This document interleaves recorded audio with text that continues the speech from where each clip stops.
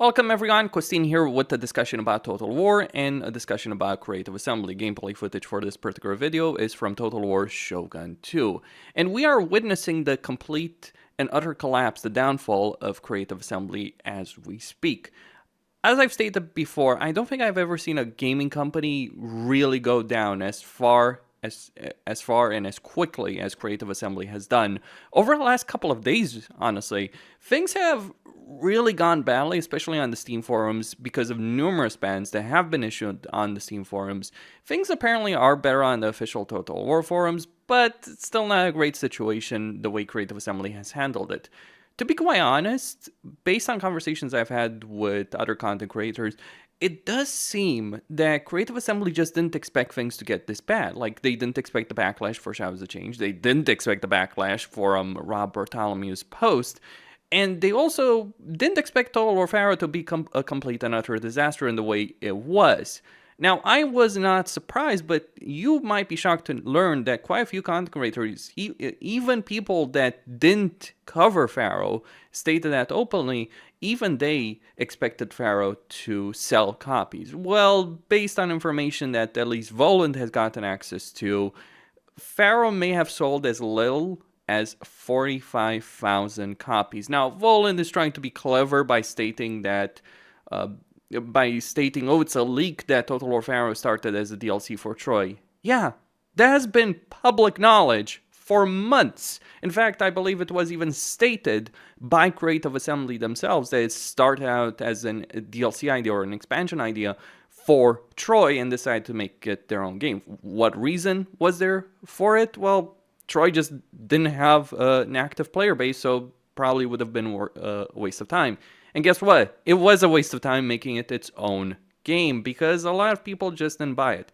If they had done with Pharaoh what they did with Fall of Samurai, for instance, which was released at a significantly lower price, if they had done that, maybe it would have sold more than 50,000 copies. But certainly would not have done as well as Creative Assembly expected. But Creative Assembly decided to be really stupid about it. Like, I really have to wonder, who exactly has been making these decisions? And is Creative Assembly the kind of company where there's very little pushback? Or if there is pushback, the leadership just ignores it? Because I've seen plenty of things when it comes to management in companies and organizations and groups. I've seen plenty of bad leaders over the years. It takes an especially horrible leadership team to be told by everyone involved that what you're doing is a bad idea. No, my suspicion on the subject is while there certainly was pushback, and you're seeing leaks talking about like how a lot of people push back on certain decisions, I do believe that it may not have been necessarily as widespread, or what's worse, far worse than a bunch of developers ignoring the issues, is that a lot of developers did bring up issues with Pharaoh, with Realms of Chaos, and so on and so forth, and the management team, the executive team, just ignored them because they knew better, which really lends credence to the idea that the management team is one of is mainly responsible for the current state of Total War. But that's something I'm going to talk about later on in this video. The reason I made this video, two reasons. One, I want to talk about the blame game that's currently happening. Oh, is it the fans? Is it the developers? Is it the executives? Is it the content creators that are responsible for the situation? But also, I want to talk about the video that Bellular made on the subject because he got more information. So apparently Creative Assembly developers have been reaching out to Bellular. They have shared information about what's been happening in the company. And I do want to make a reaction to his video, and specifically some of the things he talked about and the things he didn't talk about. Now, I'm going to link his video in the description below, so if you're interested in seeing the whole picture, because I'm not going to discuss everything, but if you're interested in seeing all of that, check it out. Gameplay footage for this is from Total War Shogun 2. Maybe even I'll add some Fall of Samurai. Maybe not. We'll see. So, some of the critical points. The first one is related to technical debt. Now, this is something Bellular has focused on a lot when it comes to the current situation in Total War. And while I certainly agree with what has been, with the argument of technical debt, the engine just can't handle something like Immortal Empires. And that's clearly the case. While I can certainly agree with that, I'm not quite sure I want to focus on that because from my perspective, The issue with Total War, Warhammer 3 in particular, is not necessarily an issue of technical debt, though certainly there are problems. Loading times, for instance, are a major issue, but rather decisions that Creative Assembly has made with regards to the design of Warhammer. Though Bellular himself admits that he's a historical fan, not a Warhammer fan. I'll get into that in just a bit.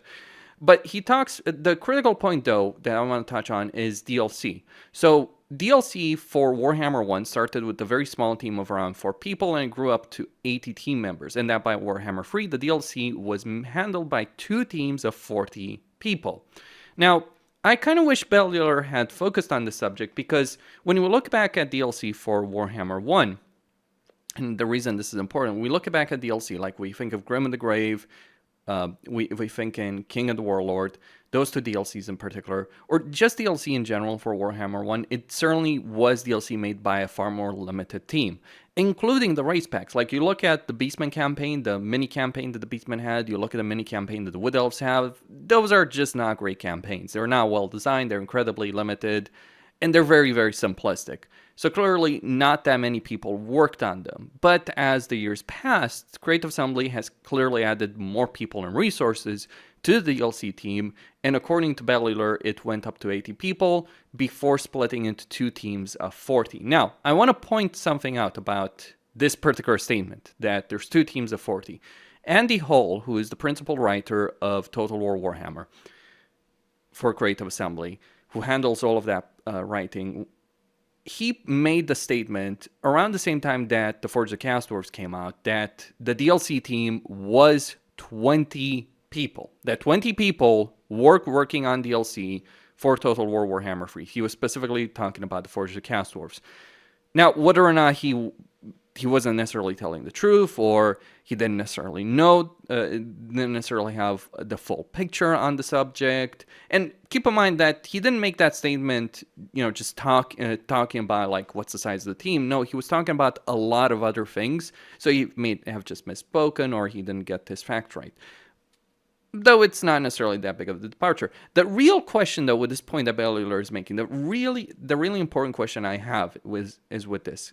Okay, so what Bellular is saying is based on the leak information he has, and we have to assume that he has some reason to believe these leaks, though he did note in his previous video that the kind of people reaching out to him with leaks are not necessarily going to be the people who are happy with the direction Creative Assembly has taken. They're probably people pissed off, especially because obviously hundreds of people from Creative Assembly have been fired in the wake of Hyenas. But the important question with regards to the DLC situation is this. If Creative Assembly increased the size of the DLC team up to 80 and then split out into 2 teams, how many people are working on a DLC pack right now for Warhammer 3? How many people worked on the Forge of Chaos Dwarves? How many people worked on Shadows Change? Because one of the ways you can take this statement is they had up to 80 people working on DLC, in particular in Warhammer 2, and then they decided to reduce that to 40 people. But mind you, because there was still a significant amount of time to develop Champions of Chaos, and then a significant amount of time to develop Forge of Chaos Dwarves, which some people would claim that Forge of Chaos Dwarves didn't sell as well as Creative Assembly expected.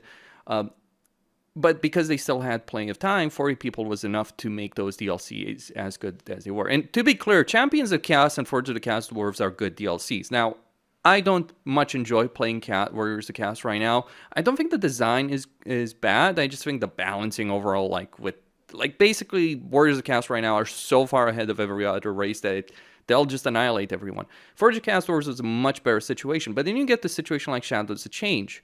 So if the case is that Creative Assembly has fewer people working on DLC of Warhammer 3 than they did in Warhammer 2, which is something that people have speculated for a while, that there's fewer people, the same in my Andy Holden help with things. There's been that discussion that there's fewer people working on DLC, and fewer people in general working on Warhammer 3, maintaining it at the moment than they were in the past with Warhammer 2 and the DLCs that were developed there. But that might serve as an explanation as to why DLC quality, in particular with Shadows of Change, went downhill very quickly. Because we have to assume that the people making Shadows of Change did not necessarily have the same kind of time that the people making Forge of the Chaos Dwarves and people making Champions of Chaos did have on their hands. in order to develop that particular piece of content. And Shadows of Change is one of the worst DLCs Creative Assembly has released in years. People say, oh, this DLC like over half a decade. I'm going to make this point. A DLC released half a decade is not a standard we should hold Creative Assembly to this point. There were a lot of horrible DLC practices in the past. Even in games that a lot of people want to glorify in this day and age, there were a lot of terrible DLCs. We can look at Blood Pack. We can look at pay-to-win DLCs, especially when we're thinking about multiplayer. We can look at like really nickel and dime consumer base. Creative Assembly did improve. This is the thing that pisses off people with Shadows of Change. One, the quality of the DLC is really poor. Two, it didn't feature major racial reworks, which every single Lord pack since Queen of the Crown or really Prophet and Warlock has featured a major racial rework. It had fewer content than previous DLCs. It didn't fix issues. It created more issues. And then it was rushed out the gate. So plenty of problems. And it was the most expensive DLC that Creative Assembly has ever released in the history of the game. Charging the same price for Shadows of Change as you did for First to Cast Orbs, that is horrible business practices. If they don't tackle the price issue, if they think they can release Thrones of the Chaos at the same price as Forza Cast Orbs, they've got another thing coming, especially after everything that has happened over the last couple of months. Maybe it would have worked had they, if Thrones of the Chaos was great and Shadows of Change had not been released and if Pharaoh had not been released, but suffice to say, things are not great. But the important thing is, the real question to ask here with this particular point that Bellular is making is, how many people are working on the DLC right now? If it was up to 80 people working on DLC and then that got shrunk to two different teams that work on different pieces of DLC content, that might explain a lot. But we just don't know. Like just some things to mention. I wish Bellular had really talked about this more, like focused on the number of people. He does focus a lot on technical debt, but again, the issues with Total War are not just because of the engine. There's a lot of issues with the engine, absolutely, but it's not really just the engine. Like, you look at Warhammer 3, it ain't the engine that's the problem there. The engine might make things harder to fix, that's absolutely true, but I want to point this out. Bellular talks in this video about like how difficult it is to fix things. But there are modders who have fixed long-standing issues that Warhammer 3 has had very easily. People without any kind of coding experience. So the argument presented here, the way it's presented, is like fixing certain events, fixing certain things can be difficult. Well, it doesn't match the reality that has existed in modding, because like people have fixed Ungrim's Lord ability, which doesn't work. Journey's End, which affects Slayers. They have fixed Kroxigars not being recruited by Nakai for a very, very long time. So there's a lot of issues that Warhammer 3 has right now, and if you would read this post, maybe you might have the impression at face value that, oh, it's because it's difficult to work in the engine. That isn't a true statement, or if that's the impression you might get from this, that isn't how things are, because again, modders have revealed that a lot of the issues that the game has, a lot of the bugs that the game has, can be easily fixed. That's why we have the community bug fix mod that does exist for Warhammer 3. You think modders are experienced coders, more experienced coders than what Creative Assembly has? Sure, some of them are. The vast majority of them are not. A lot of people that do modding don't have any kind of experience with it. They can still handle it. When someone with zero experience in modding, programming, and all that can fix issues that have persisted for months, the problem ain't the engine. Just gonna stress that out there. Now, the second critical point that Bellular does bring up is that the document circulated from Mike Simpson, overall creative director in Creative Assembly, that the amount of time needed to turn an 80 Metacritic score into a 90 is around a year, and is never worth it. The dev notes that Shogun 2 did get the time it needed, and we all know it's one of the franchise's greatest entries. And then he adds a personal note, Bellular adds a personal note, that we've had a lot of rough launchers, and he was snarky about this and saying that Warhammer is able to paint over its problems with gimmicks that are fun but aren't essential, though he is a historical fan. I'll get into that in just a moment, but Mike Simpson, now that's a name I haven't heard in a very, very long time. The last time I really thought about Mike Simpson was during the launch of Rome 2, because he released a statement on the disastrous launch of Rome 2, where he talked about the issues and what they were going to do to fix them, or that they were going to try and fix them. Here's the thing, though. With regards to it, as someone made a point in a comment on this very video that Bellular made, is like, if you're aiming for an 80, that's fine, then you can easily miss it and get like a 65 or 70. like aiming for 90 is generally worth it because you can ensure that the game has a certain level of quality, but Creative Assembly clearly is not aiming to make the greatest games available in the world. They've been trying to release these games as quickly as possible. Now, this combined with previous leak that Bellular talked about how Rob Bartholomew was pushing things in the company in the direction that they wanted to monetize their games as much as possible, to make as much money as possible from the DLC, because there is a cap, there's a market cap, there's only so many people that are interested in buying games, and their game sales were not increasing. Though that would not necessarily be correct because they did increase, but really Creative Assembly's strategy has been to nickel and dime its consumer base, put in as little effort as possible, and get away with as much as possible. That's how we get things like the Blood Pack for Shogun 2, which launched with Shogun 2. That's how we get unit packs. That's how we get many horrible DLCs over the years. And yes, Warhammer did improve on quite a few things, but this certainly pushes the narrative further in the direction that a lot of the people that are in charge of Creative Assembly have made pretty bad decisions. And it worked for them for quite a while, like well over a decade at this point. Things have worked out fairly well for Creative Assembly, given the direction they've taken, but we've reached a critical point. We've reached a point where it no longer works. Now, whether or not Rob Bartholomew was fired from Creative Assembly, we don't know, but I would not just make Rob Bartholomew the villain and pretend everything else is fine within Creative Assembly, because it's not. There's plenty of other people. Mike Simpson, clearly, like if this leak is true, whether or not it's true, that's a different discussion. But if he pushed such a memo around the company, and he certainly has the power for it, then that indicates that the issue is far more serious within Creative Assembly. Though granted, this is a company that just poured $100 million down the drain. Now, some people want to pretend, oh, Sega pushed them to do so. Sega, based on other leaks, has been fairly hands-off with regards to Creative Assembly. Absolutely, Sega does have a certain level of control over what happens within Creative Assembly and the projects they make in particular, and they certainly do want Creative Assembly to make them a lot more money.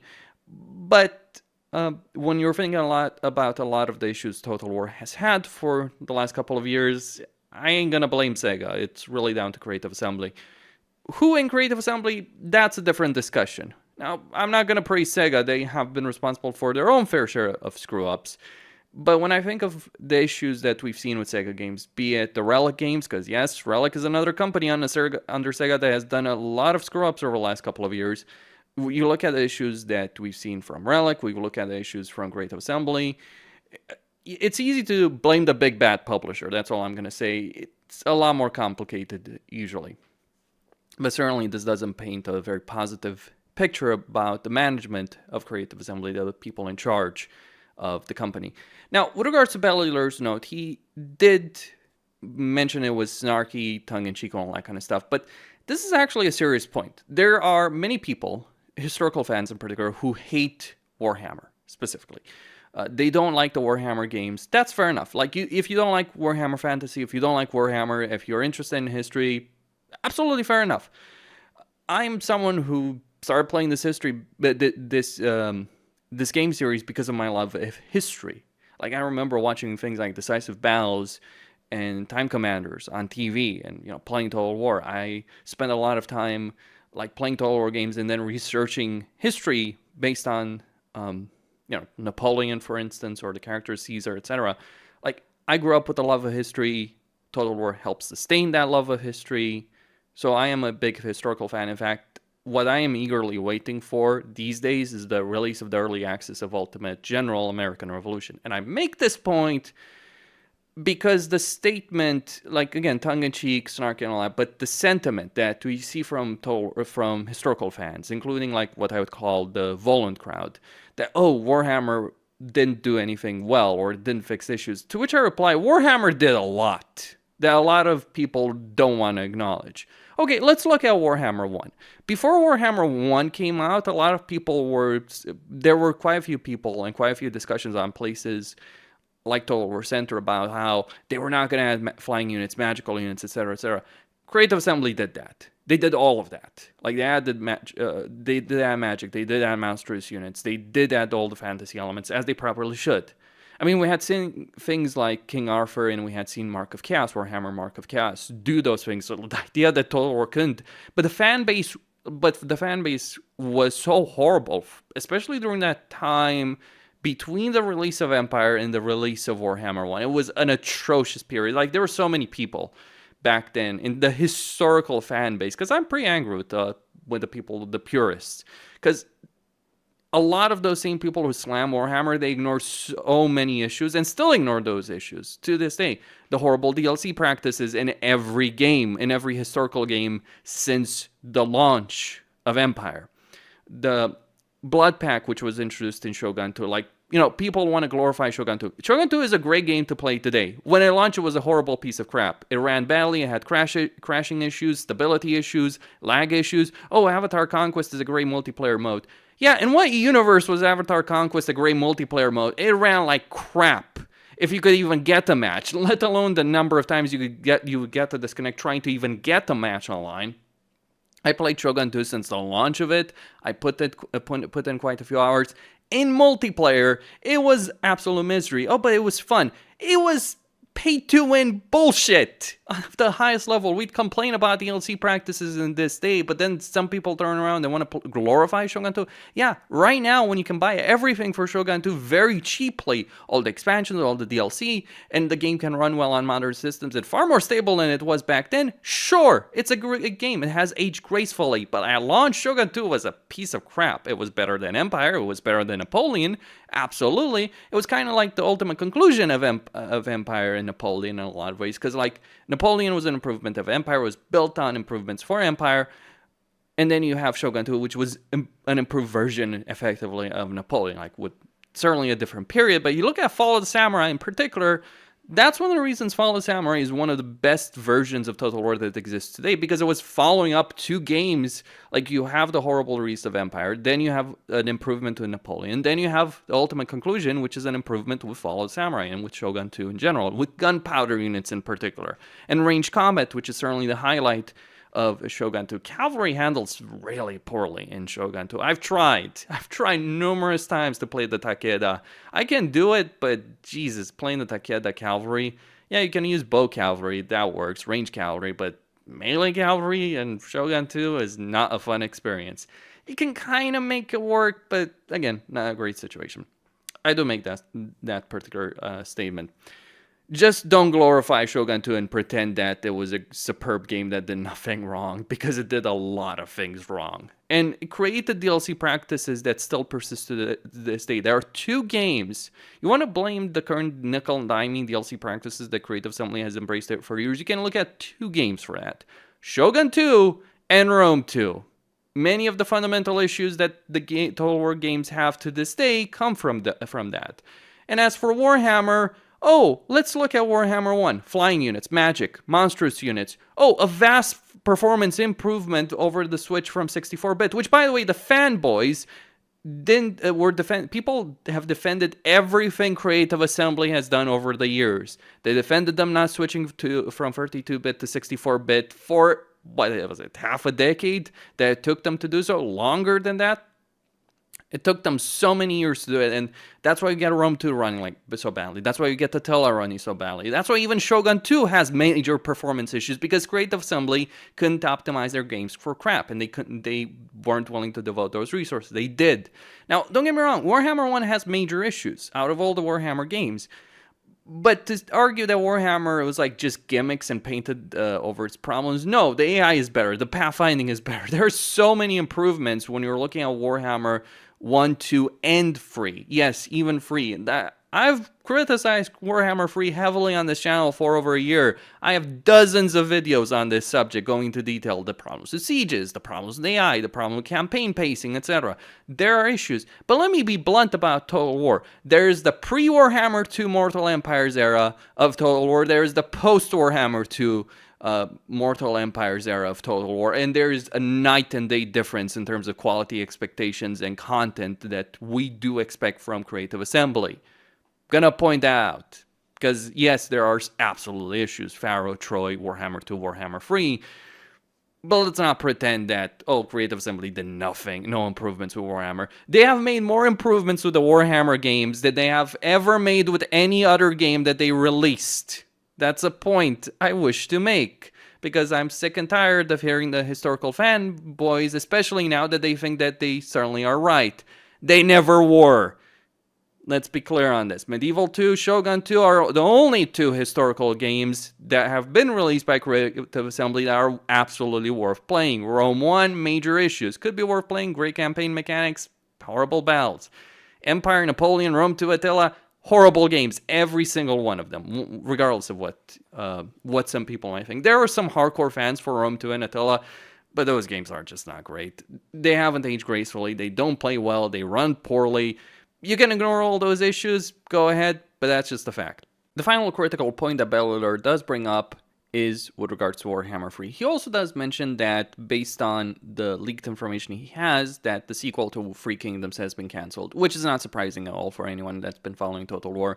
Basically, if Creative Assembly was going to release a sequel to Free Kingdoms, they would have said something by now.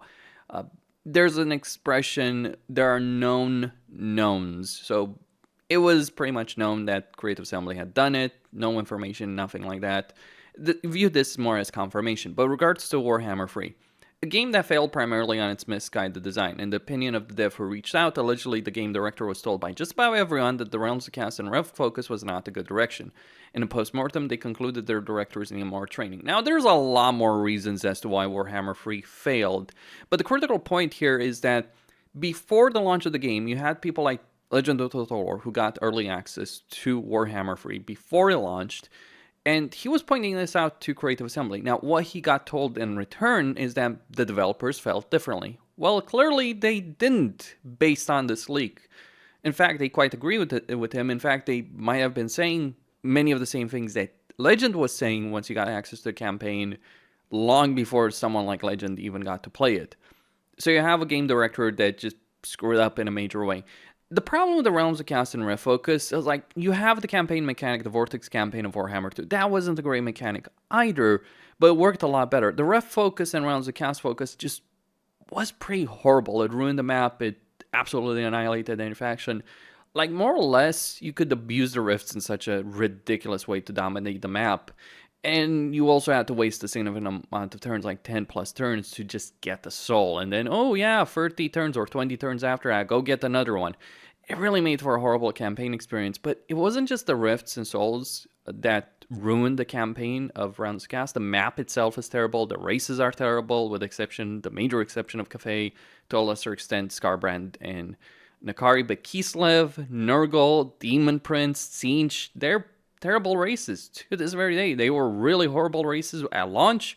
They're still terrible races, and so are the ogres. Like, say what you will about the races at launch with Warhammer 1 and 2. The Empire, and Dwarves, they're pretty horrible at the moment after the launch of free games, but at launch, Dwarves were pretty good. Empire was pretty good. Vampire Counts and Warriors of Chaos, not necessarily so great, but they worked. I mean, Warriors of Chaos less so, but that's a whole different discussion. Warhammer 2, launch races. You look at Warhammer 2. You look at the High Elves, Dark Elves, Lizardmen, Skaven. Skaven had some roster issues, absolutely. Lizardmen, not the greatest race, but the High Elves, Dark Elves, great races. Skaven ended up being, and still are, one of the best races in the series. You can't say the same about the races that were launched with Warhammer 3. So some of the worst races that were launched with any game, one of the worst campaign maps in the entire series. In fact, the worst campaign map, minus the Beastmen map or the Wood Elf map in their minor campaigns for Warhammer 1. But for a major map, absolutely the worst map in the entire series, by far and away. Maybe the Empire map was probably worse in some ways, because of the limitations, like in terms of like province sizes and all that. There were certainly issues with Empire, but again, if we have to compare to things as they were many years ago and not have an improvement, that's a pretty sad state of affairs. Warhammer 3 has other issues, of course. Like, it has issues with the launch of Immortal Empires, it has issues with bugs and glitches, it has range combat issues, siege issues, so many problems that Creative Assembly has not fixed. And the way they handled Immortal Empires was not the best possible way. The whole beta situation, people would still say it's a beta, and really in a lot of ways it still is, because there's so many fundamental issues with the game that haven't been fixed. And then you have a situation like Shadow of the Change. Though I'm not quite sure I would say Warhammer 3 is a failure. Pharaoh is a failure. Troy is a failure. Thrones of Britannia is a failure. But Warhammer 3 has sold a lot of copies. Like, it is turning into a failed game. Like, all it would take is 1 or 2 more horrible DLCs like Shadows of Change, and that's it. Warhammer 3 is gone. But like launch of Immortal Empires was certainly a selling point. Lots of people are interested. The number of views you got on those trailers for Immortal Empires was ridiculous. Like, when it launched beta, when it launched fully, then you get the cast dwarves. Like, they have certainly sold a lot of copies. They have certainly made a profit on that. They may not continue doing so in the future. That's a different discussion, because too many issues, lack of fixes, and the minor hot fixes that Creative Assembly keeps putting out after they got smacked due to the launch of Shadow of the Change.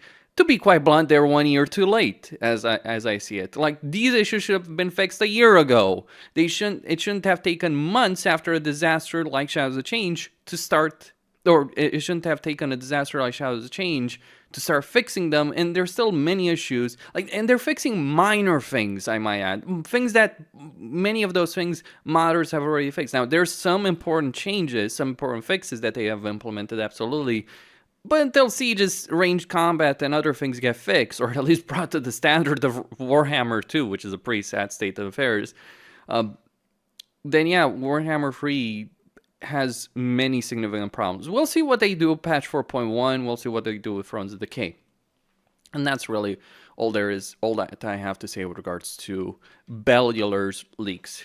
How credible do I find them? Well, some of the information he's revealed does match with things we knew.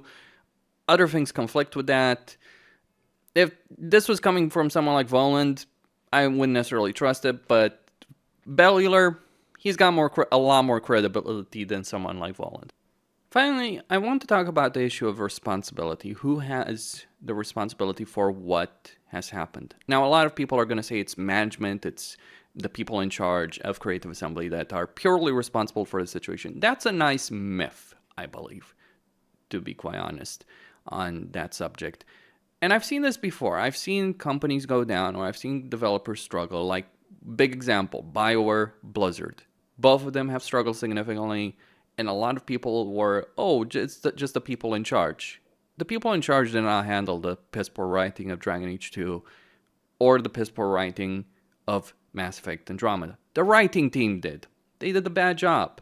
You look at the lip sync situation, you look at the gameplay of Andromeda, the lip syncing situation, a lot of the problems those games have. Yes, management is responsible because they set unrealistic timelines, they developed those games very quickly, and the development team did do the best job they could, or they tried to, but there were also a bunch of really bad decisions that were made. That's just BioWare.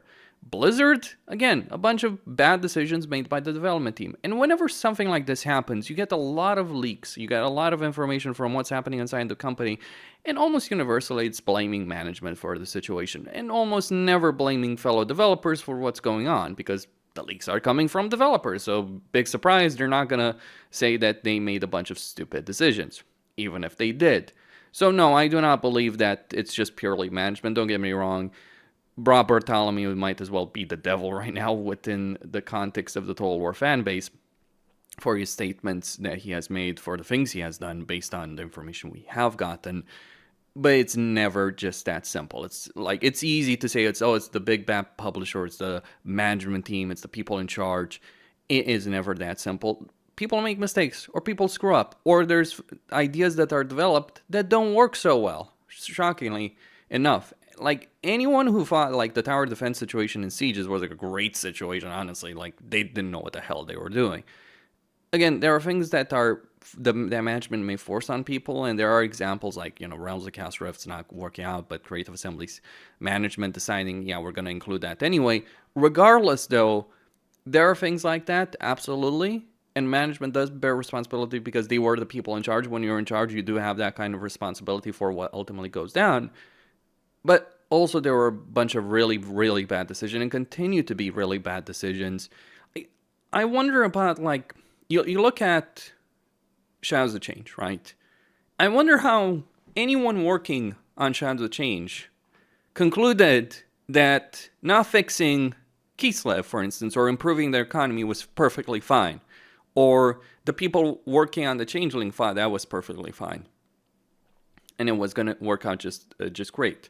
It wasn't. It ended up being a disaster. Like, the quality of Shadows of Change is just not that great. And the frustrating thing is that, as I have stated, there are many issues in Total War. They're very obvious, very easily fixable, and aren't fixed. You can't just blame management on those kind of issues. You can't blame management for a bunch of asinine decisions when we're looking at battles, when we're looking at sieges, when we're looking at campaign. It's never that simple. This is a systemic failure within Creative Assembly that has continued that has gone on for quite a few years and has continued. Now, management is responsible for how things are happening in the company, what kind of environment exists there. They set the vision, all that, and they either promote or demote people depend on who they want to elevate. And there have been reports, by the way, from people that have worked in Creative Assembly about a lot of office politics and a lot of office drama between developers, lots of arguments, lots of discussion. Like, management is responsible because apparently they side with people that aren't necessarily that great, but, you know, they're the yes men, if you will. And that is a problem. But guess what? The developers themselves still bear responsibility for what has happened. Now, regarding other aspects, is Sega responsible? Yeah, bloody hell they are. Because even, let's assume the best case scenario. Sega was not really involved in Creative Assembly. They might have just made the final decision on which projects were made and which were not, like Alien Isolation, Hyenas, sure. But they weren't handling the nitty-gritty details. That was left to Creative Assembly, and based on leaks that we have gotten, apparently Sega was very hands-off with what was going on in Creative Assembly. Not so much anymore. Like, after Shadows of Change, and as Hyenas was collapsing, apparently Sega has gotten more involved. Oh, I wonder why things are working out a bit differently, why we've gotten more hot fixes. People always talk smack about the big back publisher being responsible for this. I cannot think of an example where it was just really them. Like, yeah, I can think about Bobby Kotick screwing some things up, especially with Call of Duty. Holy shit, did he screw some things up with Call of Duty. But, like, I think of situations like Westwood. Oh, the EA shut down Westwood. No, Westwood fucked up. Royally fucked up. In a lot of ways, and EA decided that they had had enough of their screw-ups.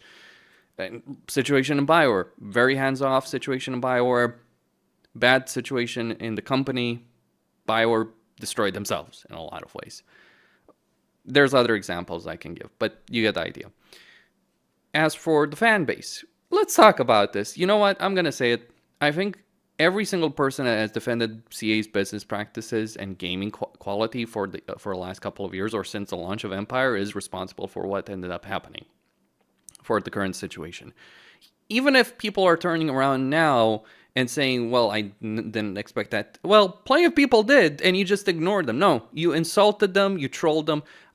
I may have only been focused on covering Total War games extensively over the last year or so, but I've been playing Total War games for well over a decade and a half, closer to 2 decades at this point.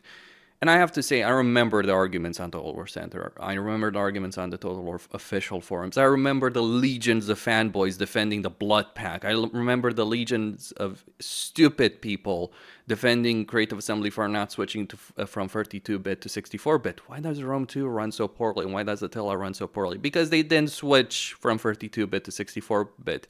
Because the people pretending that Shogun 2 is an amazing game right now ignored the fact that Shogun 2 ran like ass when it came out. Those kind of people. There are legions of fanboys in every fan base, and then they get shocked when when the time bomb, the ticking time bomb, suddenly explodes, even though they were literally warned that this was going to happen.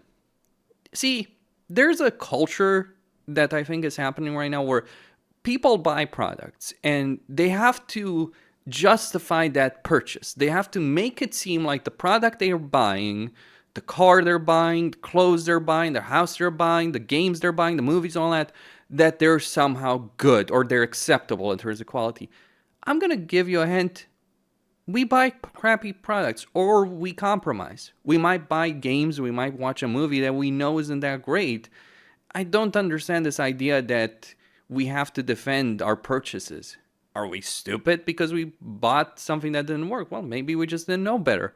But instead of admitting that, there's this delusion that happens on a societal level, and it's not just with regards to products that people purchase, it's in every aspect of their lives that the delusion runs strong. There's a culture that's created right now in the modern age where people always want to defend what they've done, like their actions. They want to pretend that their actions were the best possible ones they could have taken. Accept the fact that a lot of games are very flawed. They have a lot of issues, and talking about those issues is not being negative. It's being factual. And ignoring those issues, sure, you want to ignore them, you don't want to care about them, absolutely fine. If you don't want to care about problems, that's fine. But there is a difference between not caring about an issue, even though you know it's an issue, and the people who go way further than that and become zealots, more or less religious zealots for the products they're purchasing, because that's what they're doing to justify it really to themselves. I can't explain it. I've never been like that. I've liked a lot of games over the years, and I've always been critical of them. Like, I've played World of Warcraft. Like, World of Warcraft is the game I've played the most. Like, I have hundreds of days played, so you can imagine how many thousands of hours in World of Warcraft, actually tens of thousands of hours, that I've spent in World of Warcraft.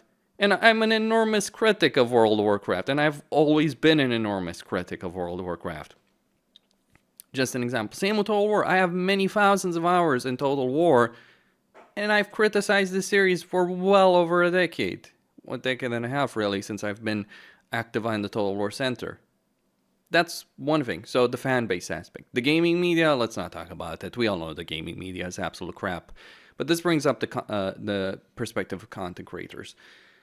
See, this is one of the things to understand about content creators. Yes, there are plenty of content creators who don't care. Okay, I want to point this out. There are people who don't care. Just because you're a content creator does not make you a journalist. Does not mean you're a reviewer. Does not mean that you're a critical thinker. It just means you're a guy making videos. Can be funny videos, can be meme videos, can be analytical videos, can be just a guy playing the game and posting a video of that.